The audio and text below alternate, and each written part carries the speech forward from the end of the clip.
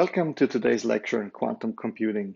The first part of today's lecture is about analyzing quantum circuits. So talking about quantum circuits in more depth. You remember so far we discussed the matrix notation of gates and the quantum states in detail.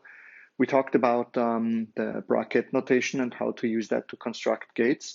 But we have not spent too much time talking about quantum circuits, and this is what we're going to do today. So as I said, so far we have represented quantum gates mostly with matrices, but it will often be very useful to adopt a graphical notation, which is circuits. And so in the examples that we saw previously, we have input registers, we have inputs, and each of these represents a bit. So very often you will also see a different way of writing that down. So instead of writing each bit separately, you may see I of n. So it just says it's n bits, n quantum bits, right? So for each of these bits, we draw an evolution line. So remember that time goes from left to the right. And then we apply some sort of transformation or a couple of transformations. So mostly it's not just one transformation, it's a couple of transformations. So the common letter you use here to just start describing schematic quantum circuits is U, as a unitary transformation. And then we apply that transformation, and the result is mostly something different, right? So last lecture we talked about garbage bits, we talked about output bits briefly, we talked about input bits. This is a more general representation, which just says how quantum circuits in general look like. So each I/O line represents one bit in that case, and here we have a transformation. You remember the NOT transformation that we talked about a while ago, and not only a while ago, we talk about it in every lecture actually, because it's a useful transformation. So that would look like the following circuit. So you have an input, then you apply the NOT transformation, the NOT gate, and you have some output Q that is produced. It's a very simple circuit. We can talk about another simple circuit which reverses the NOT operation. So let me just remove that one. That's also what we sometimes use in describing how an algorithm works. So we apply NOT transformation another time, but here you see a transformed state. Let's call it I prime. So in case we start out with 0 here, we apply NOT, then we have 1 here, the state 1 here, and then apply NOT again, and we have the original state back. Okay? Q in that case. So remember the NOT operation, let's say we apply it to a general state. Let's not take zeros and ones. Let's just say we apply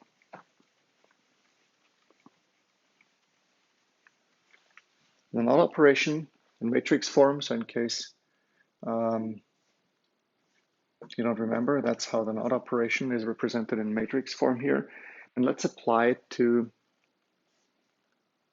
some state, alpha 1, alpha 2 in that case.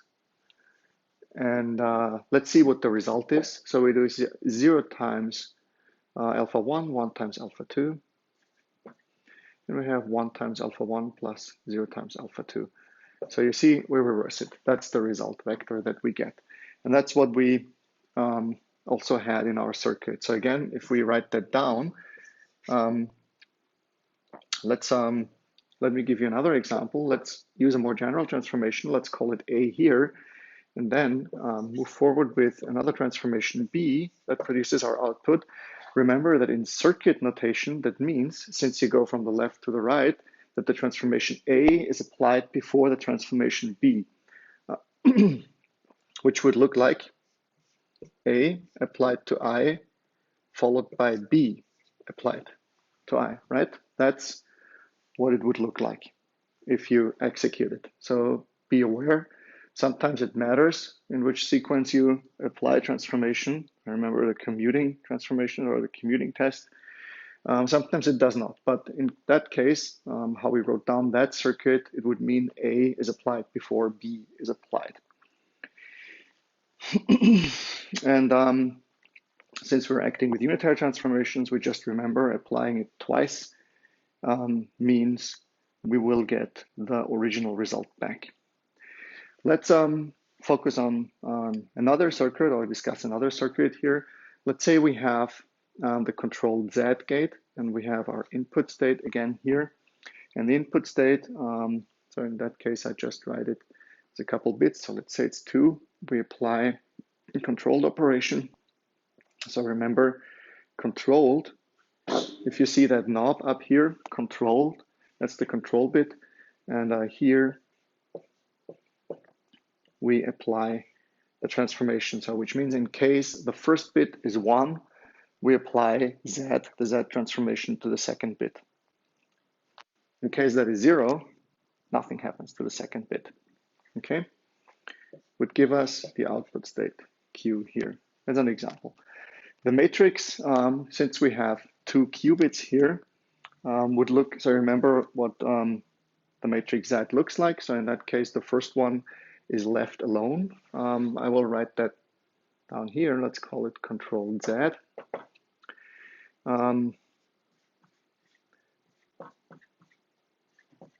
The first one, since the first one is left alone, we'll see identity up here, right? And for the second one, it's a phase shift, which shifts the phase here for a second bit. That's why we see -1 here. And let's see, let's consider another circuit. Let's consider a circuit that's slightly more complex. Let's say we have a controlled NOT operation and then a controlled Z operation followed by a controlled NOT operation. So let me just keep that circuit here and apply a controlled NOT operation here to produce some output state Q again. Then again, we could say after applying the first Z transformation, we see I prime, the state I prime here, followed by the controlled NOT operation gives us the final state Q. So that means the controlled Z operation is applied to I first, followed by the controlled NOT operation. Okay, so note the order. In that case, it would be, let's call it C NOT, followed by C Z, applied to the state I in that case. Okay, that's what it would look like.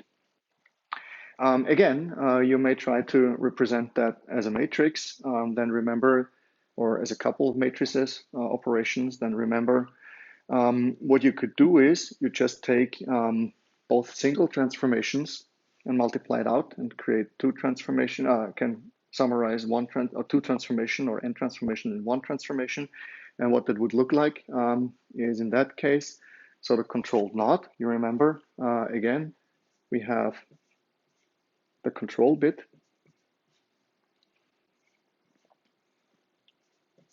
And we have the NOT applied to the second one. And then we just take that one here.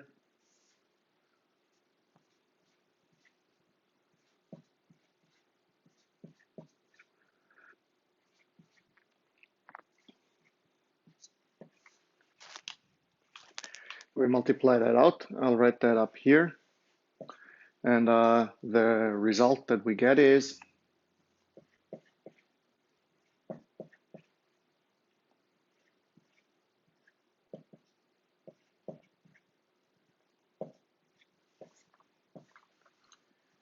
this matrix. All right. And if you apply that matrix to the state I, that results in Q. So you see 2 different versions of writing that down. One is the matrix form, the other one is the circuit notation.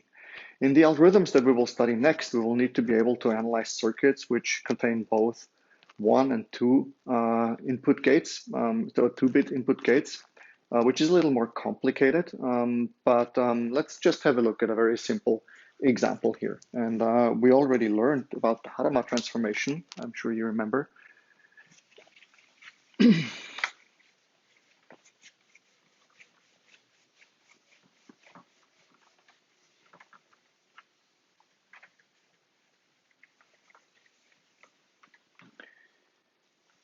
the Hadamard transformation in matrix form? Let's write that down quickly. Is 1 over the square root of 2, 1, 1, 1 minus 1. So that's what it looks like in matrix form. Let's apply that to or use it in a circuit. Let's have a circuit here, again with 2 bits. First one takes a Hadamard transformation here, and then we apply a controlled NOT. Okay, and that again results in some state Q. This is a very special circuit. I think we briefly mentioned it at the beginning. Let's see what happens here. Actually, it will become more relevant once we specifically talk about entanglement, but this circuit generates entanglement between qubits. So assume we start or we give that state I here a definite description. So let me remove that quickly. Let's say we start with the state 0 here and also with the state 0 here. Then remember, if you apply the Hadamard to the first one, or actually what it looks like too is you have these two, the Hadamard transformation applied first, so these are your 2 bits, and then you have a controlled NOT operation applied to that whole state. Let's see what happens. Let's execute that. So if we apply the Hadamard transformation to the first one, only to that one, because that's where it is, right? Then what happens to the first one, to the first bit, is we lift it into an equally weighted superposition. Still, we have the second one in the definite state, which is 0. We can just multiply that in. So if we just say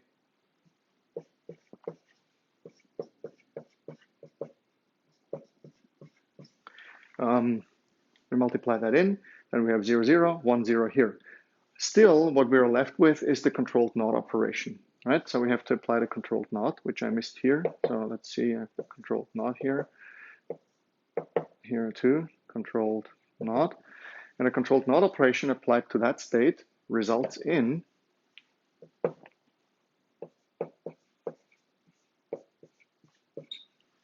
doesn't do anything to that state here since we have 0 here, so the control bit is 0.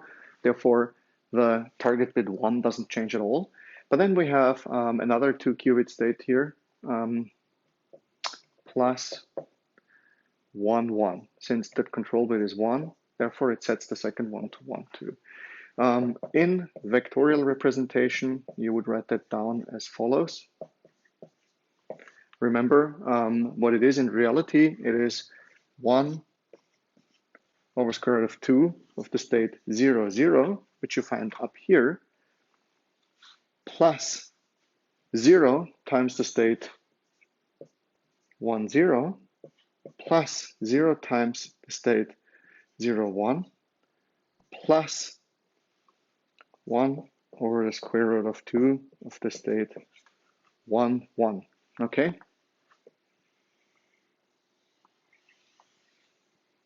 That's the final state that you get when you apply Hadamard and controlled NOT. And this is an entangled state. So remember, an easy way to explain entangled state in terms of the vectorial representation or in terms of linear algebra that we have. Remember, if you cannot create a state like that out of a tensor product of 2 single 1 qubit states, so here we have 2 qubit state, and if you cannot create that 2 qubit state out of a tensor product of 1 to 1 qubit states, then it is entangled. So that means this system, this 2 qubit system, does not exist as a single subsystem anymore. It is now 1. If you do something to 1 bit, it will also influence the second bit. They don't exist separately anymore.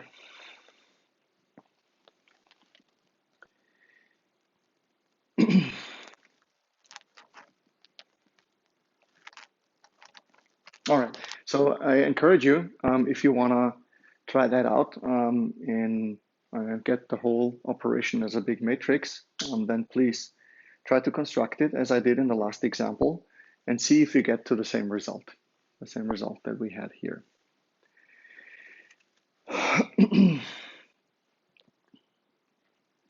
All right, so this state here, you also call that a Bell state, which is an entangled state, maximally entangled state. And entanglement in quantum computing or in quantum physics in general means correlation stronger than normal, right? So stronger than normal correlation is just so you have classical correlation where you do something to one bit and influence the other bit. But the stronger than normal correlation means they cannot exist as separate subsystems. That's one thing.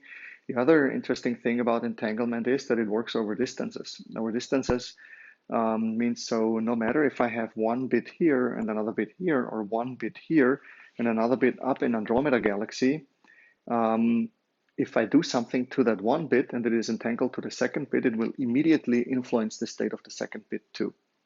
So there is no way that I can operate only on one bit without influencing the second one, which means in that case, if I measure the first qubit, I will also get the result of the second qubit immediately. So that means if I measure 1 in that case, or let's say if I measure 0 here, I mean, this is a maximal entangled state, I will also always get 1 for the second qubit state. Okay. I also have a quiz in my slides that I will provide for this lecture. And please feel free to go over that quiz. It's a couple prepared states, some exercises. And I want you to try to run some transformations on them and see in which states you will end up. And if you have difficulties with that, please, as always, feel free to reach out to me via email and we'll talk about it. I also provide the solutions in the slides, so it should be fine. Another thing before we go into more depth with quantum algorithms that I want to talk about, and this is very important because it's also unique to, well, actually it's not unique to quantum computing. It's also a problem in classical computing, but it's something that's very relevant for quantum computing, is the no cloning theorem. So, cloning, as always, has been in the news, but this cloning that I'm talking about is slightly different. So it's a process of duplicating or trying to duplicate quantum information. So it means take the state of one bit, one qubit in a superposition. And let's say we don't have any information about the probability amplitudes. We don't know how probable or what the probability is for that state collapsing into 0 and how probable it is for the state collapsing into 1.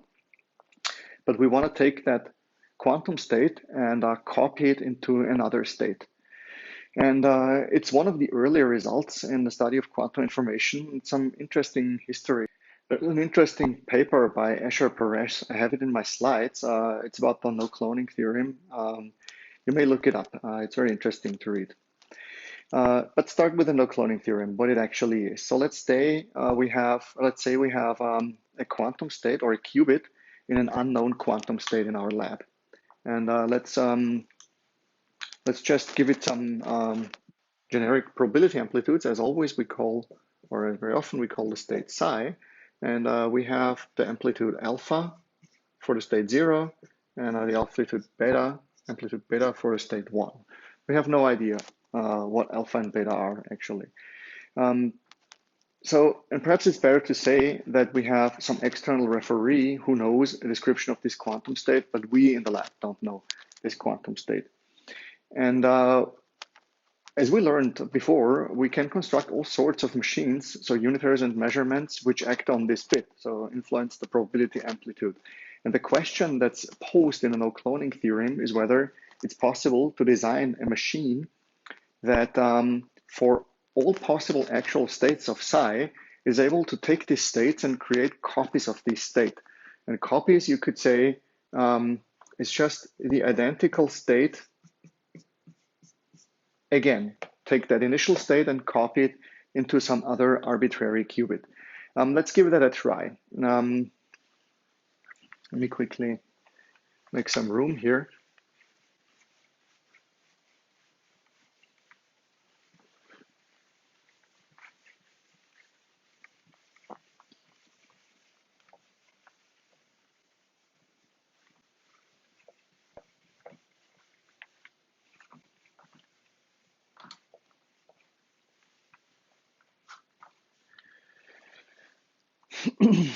So let's say we start in an initial state, psi, and we have a target qubit, which is in the state 0. And our wish is to clone that initial state, psi, into that target qubit, such that we end up with this state for all possible states of psi, so no matter what the amplitudes are. So suppose there exists such a unitary transformation, because anytime I want to achieve something, I want to do something to a target bit, I need a unitary transformation. So suppose there exists a unitary transformation that does that. So it must be able to clone 0 and 1. So which means for, I'll just write that down. Let's say we start in the initial state 0. Then our target would be 0, 0, remains the same. But then the same unitary transformation for the state 1, 0 should give us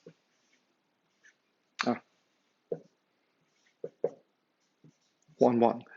And please remember, anytime, this is just as a matter for explanation, but anytime I make that tensor product between two qubits, you may as well write that state down as 0, 0. So this just means the same. It's the tensor product between these two. It's four-dimensional vectorial space, and you get that tensor product, okay? So if this were true, if it were true that such a unitary transformation exists, then what we would end up with if we had a state, let's say it's in a superposition of 0 and 1, but still we had our target bit here. So if it would be true, then by linearity of the quantum theory, we would have still, so our unitary transformation here, let's go step by step. We multiply that in, we would end up in a state 0, 0 plus 1, 0, okay? And then we apply our unitary transformation, which would result in the state 0, 0, that remains the same, but the state 1, 0 to be copied into 0, which is then the entangled state that we saw before. So if we look at that state and then see what we originally wanted to have, so this is what is, and this is the desire. If we look at what we desire for the unitary transformation applied to 1 over square root of 2,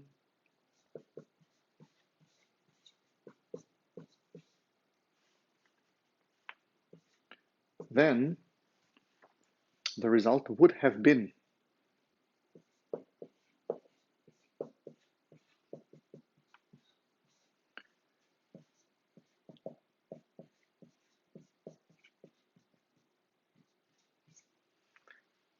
totally different. So we would have that bit in superposition copied over to here, which is clearly not what we see here. So it's something totally different. And therefore, this shows us already that the no cloning theorem, or what the no cloning theorem is, shows us that I cannot just copy quantum information, therefore no such unitary can exist. So we've shown that the no cloning theorem for qubits and unitary transformation. There's a more general version of this theorem. It's called the no broadcasting theorem, which deals with an even more general situation than the one that we just discussed. Suffice it to say, in all of these formulations, a quantum machine will, which can perfectly clone all quantum states, is shown not to be constructible, so it cannot exist. And the interesting question that we want to ask ourselves is, since we always compare classical and quantum computing, we all want to ask the question if that is also true for classical computers. We also want to ask the question, what does it mean for imperfect cloning machines? Can I copy some quantum information? But let's have a look at what it means for classical computing. Okay, so let's return to that classical probabilistic information processing device we talked about a while ago. Remember when I think it was our first lecture or the third lecture, second or third lecture, when we talked about a quantum information processing device and a classical information processing device, and we compared these two to each other, then we want to fall back to that classical information processing device and ask the question if the no cloning theorem applies to classical probabilistic systems too. So let's start with our probability distribution. So we have a system, again, that has two amplitudes. So one probability of the state being in P, and the other one is 1 minus P. It's transposed, so we just transpose it and give it a row vector form. So is it possible to turn this very same state into something that looks like, so if we have a target bit here, of course, into something that looks like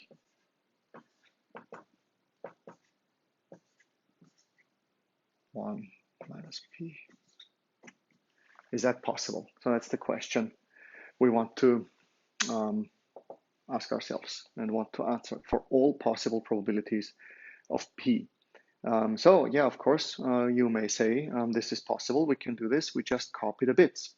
But it's not that simple. So if we take, for example, the original state, 1 minus P, and we have a target state here that we call, I don't need to call it anything, but let's just assign it two values. Since we have 2 bits and we want to copy these 2 bits into the target bits and copy the first to the second, this produces a probability distribution, and you may give it a try again, that looks slightly different. That looks like P as a probability first, then we have 0, then we have 1 minus P, and again we have 0. Okay, and in fact, one can see that if we allow stochastic evolutions, then by the same argument we just used before for quantum, there is no classical machine which can clone the probability distribution. It's an interesting result. And it's always, so what I want to express with this is always important, and we can't forget that we always have to challenge ourselves to distinguish the difference between classical and quantum information processing machines, probabilistic ones. It's important that in these comparisons to not only compare deterministic classical processing machines, the ones where the probability is always unity, to quantum machines, but to compare probabilistic information processing devices. Okay, that's what I want you to remember and what I want you to get out of the description of the no cloning theorem. Next, I know it's a lot of theory. We will come to algorithms pretty soon. Also, so we will start with some classical quantum examples, the ones that showed the first advantage that you could have with a quantum computer if you process information. We'll start with these simple ones, but then also go to more practical ones that we implemented in our companies, or ones that we published and open sourced. So it's everything open and open to the public, and you can look into that. But still, there is some more theory we need to go through. And one thing that is super important in quantum computing, and we cannot forget, is measurement, the last step. Right, so anytime you evolve a circuit at the end or evolve a quantum state by an algorithm, by some unitaries, then at the end there is measurement. And to give the state of a C bit, of a classical bit, that requires you to have 1 bit of information, whether it's 0 or 1. And arbitrarily many bits of information are required for specifying arbitrarily high degree of precision in a quantum bit. Yeah. So because remember, the probability amplitudes, they are complex numbers. 2 complex numbers, as we had before, alpha and beta, are subject only, nothing else, subject only to the normalization constraint. So qubits in that sense have a richer set of states than classical bits, and a richer set of transformations can be acted on them. So therefore, the assumption is quantum computers are more powerful than classical computers. But still, there is a problem. If we determine the state of a classical bit and look at it at any stage of computation, then it's possible, right? So looking is not disruptive. So that means I start a computation, I start in some initial state classically, apply some transformations, extract the current state, and continue. Doesn't harm the computation at all. I can always do that. It's different for quantum bits. So if I want to determine the state of a quantum bits, then remember quantum bits, to get that power of quantum computing, we have to have at least some of them in superposition. And there is no way to extract the amplitudes vast information. There is no way that I can just get the current state of the amplitudes, the current probabilities in which each of the states is. It's not possible. If I do that, I will cause a collapse. So my system will collapse into one of the eigenstates. And there is no way to read out the amplitudes, okay?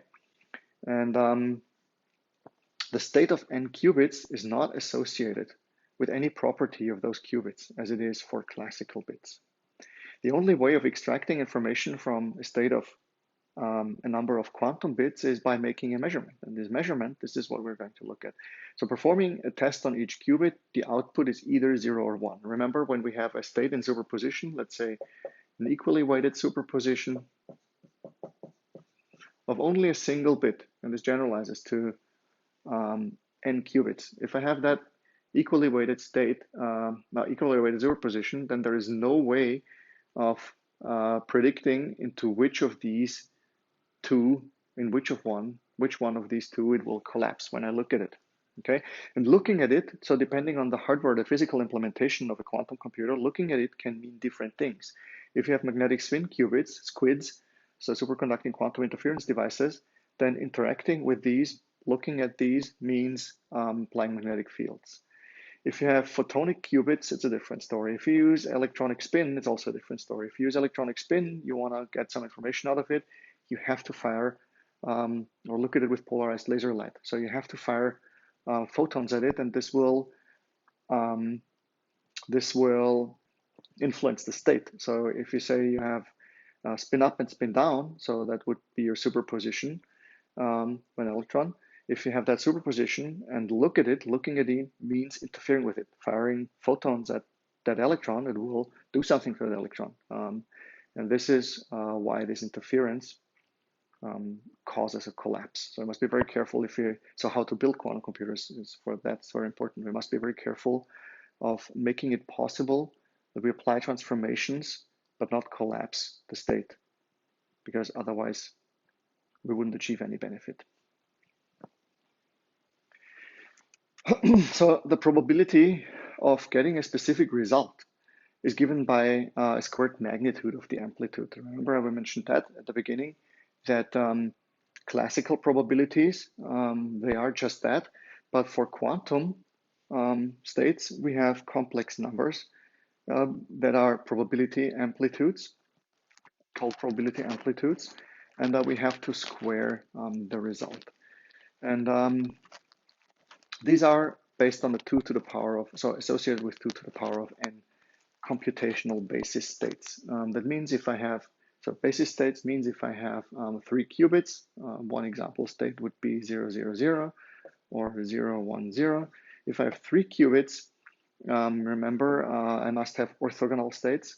Then my computational basis states, the number of computational basis states in that case is 8. I have 2 states each bit can take, 2, and I have 3 bits here, is 2 to the power of 3 equals 8. And this is also where some of the power of quantum computers comes from. Anytime you add a bit, you double the computational power. So if I have 50 or 51, it makes a significant difference. And yeah, just remember that the squared probability amplitudes give you actually the probability, and they must sum to unity. Very often measurement gates are represented by, so also it's a transformation that we can look at. Let's see.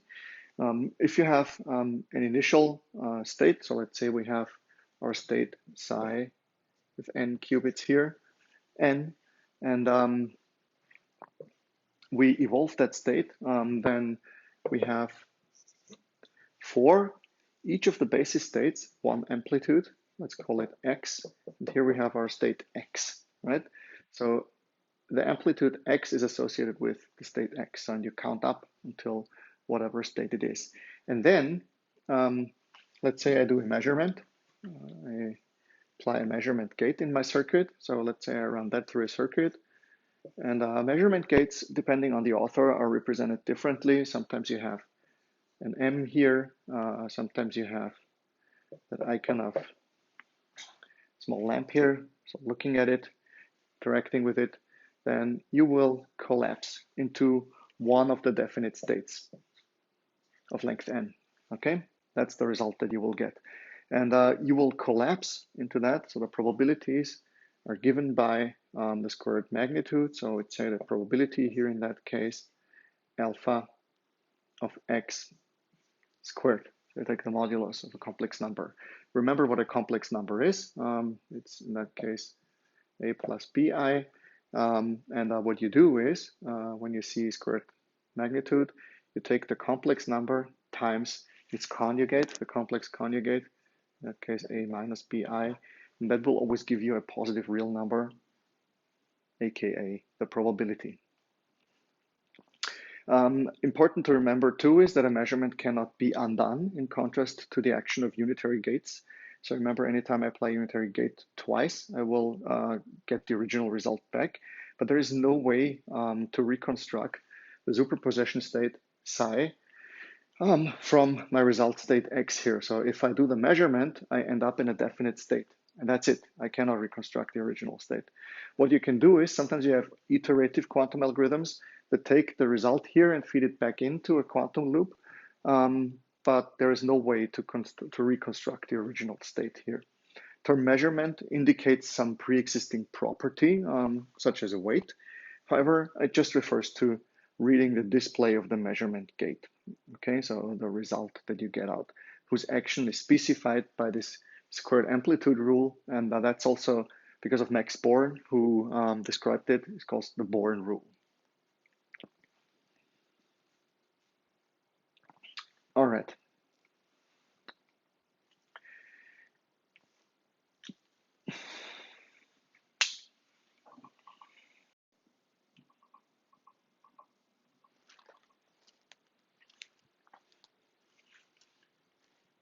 There are some general misunderstandings when it comes to the Born rule that I briefly wanna talk about. And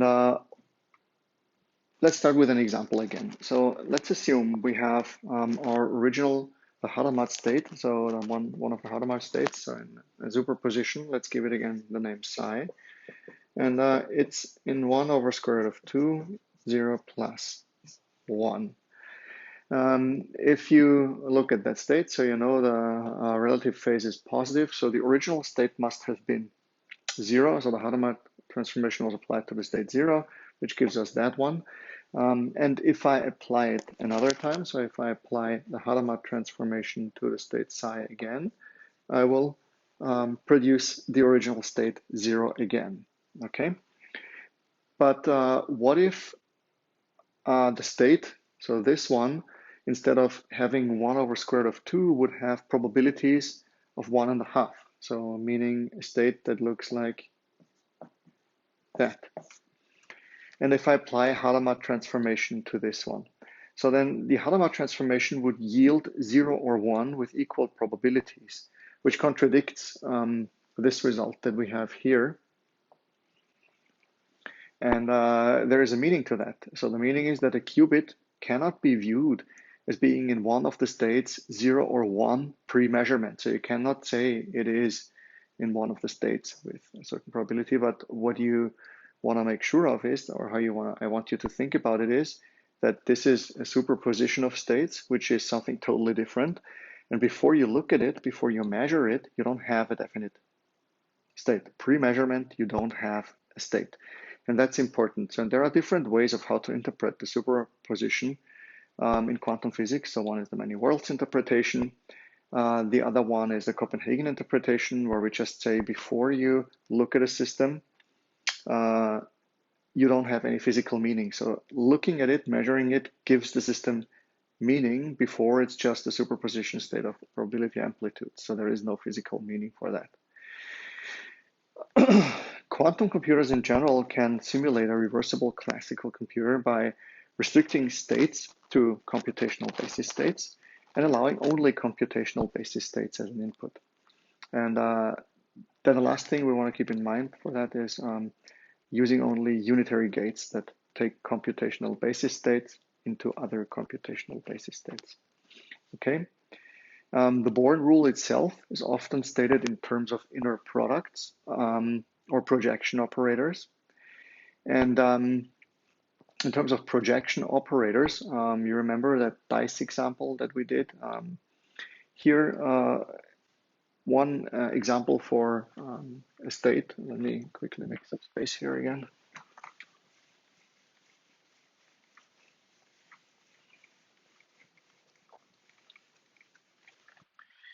One example for a state with a projection operator between, so let's give it a name. Let's call it P for the projection operator of psi, and then we apply it to X. All right, X here. I'll record that again.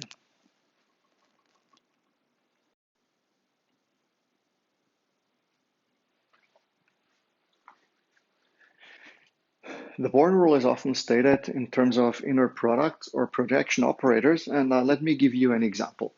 So what we want to do is we do the probability, or want to know the probability of a measurement, the probability P of a value X, and the value X is given by 0 is smaller or equal than X, which is smaller than 2 to the power of n, which are our computational basis states that we have for that computation. Okay. In terms of writing that down, so if we have a state P of psi of X equals, so again, I have my probability amplitudes. We want to square our amplitudes again, so they must are subject to a normalization condition equals, right? So that is the same. Okay, so you express it with the squared amplitudes. That's the state we want to get the result on. So in terms of projection operators, you can also formulate that and write that down. So which is P again of psi, P psi of X equals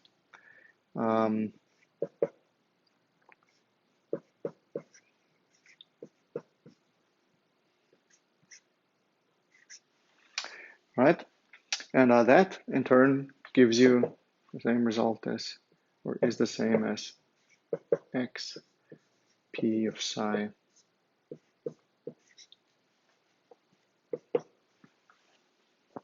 of X. So that's how you write that down. So here you again remember the dice example that we walked through where we calculated the expectation value. That's very similar on how we project onto one of the subspaces.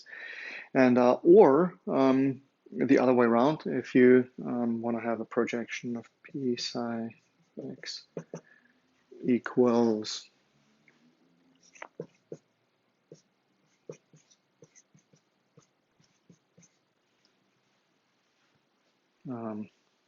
that one. So where this one here is the projection operator onto the state psi, and this one here is the projection operator onto the state X. Okay. We'll fix that. All right. Let's do another example and measure of the first qubit of a 2-qubit state in the standard basis. So anytime I say standard basis, the standard basis is the standard computational basis that we're talking about. There are different kind of bases, but let's measure only the first bit. So a device that measures the first qubit has an associated subspace decomposition of, I need to make some room here again.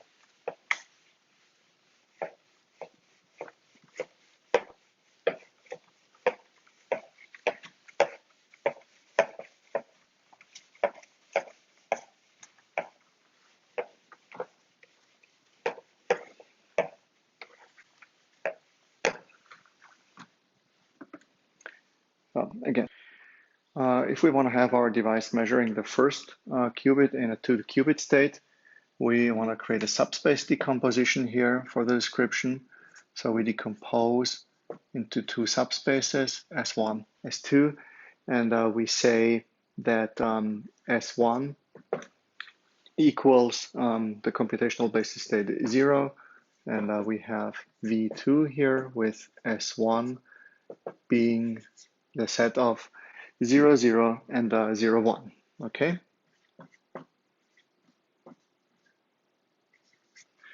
And for the second one, we have the subspace S2 equals the second computational basis state 1. We have again V2 here with S2 being summarized as 1, 0, 1, 1. Okay, because you see the first qubit here, and you see this first qubit here. So that's how we decompose it. So an arbitrary 2-qubit state, remember, has 4 amplitudes, and again, let's call it psi. And let's give it the amplitude alpha 0, 0, plus, so state 0, 0, and we have the amplitude alpha 0, 1. Associated with the state 0, 1, we have the amplitude alpha 1, 0 associated with the state 1, 0, and we have the amplitude alpha 1, 1 associated with the state 1, 1. So if we measure that state, since we get 2 results, then the result being, again, our state psi, and we have normalization factor, we have a result of state 1 and C2, V2, okay? Where we have to look at the psi1 and psi2 in more detail. And so we have the normalization factors that we also want to understand. So for Z1, or let's start differently, for psi1 in that case, so I want to look at psi1 first.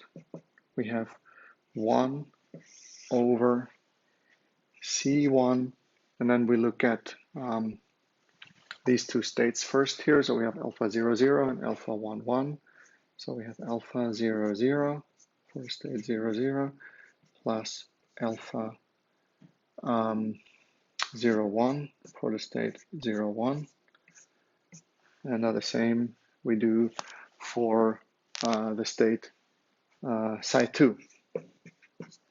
Okay, so for state psi2, just to be complete here, we have 1 over C2 with the amplitude alpha 1, 0 now